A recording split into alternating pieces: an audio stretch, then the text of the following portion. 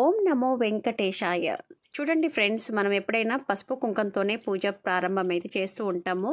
చూడండి, ధ్వజస్తంభం దగ్గర అయితే ఇంకా అక్కడ కుంకుమ అనేది పెడుతూ ఉంటారు. అప్పుడు మనం నుదుటిన పెట్టడం వల్ల మనకి శుభం అయితే జరుగుతూ ఉంటుంది ఫ్రెండ్స్. చూడండి, ఆంజనేయ స్వామి, మనం ఎక్కడైనా ప్రయాణాలు చేసినప్పుడు ఆంజనేయ స్వామిని అయితే తలుచుకుంటూ ఉండాలి. జై శ్రీరామ్ అని అంటే చాలండి, మనకు ఎంతో శక్తిని అయితే ఇస్తూ ఉంటారు ఆంజనేయ స్వామి. ఆ టైంలో అప్పుడు మనం ఎక్కడైనా సరే ప్రయాణం చేస్తూ ఉంటే మనకు ఎంతో ఎనర్జీ అయితే ఉంటూ ఉంటుంది. అదే కాకుండా మనమైతే కోదాట్లో ఉన్న గుడి అండి ఇది.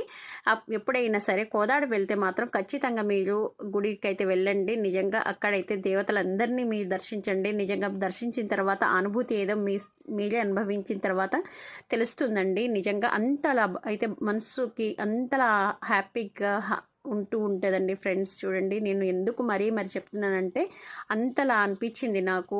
నాతో పాటు మీ అందరికి కూడా అనుభూతి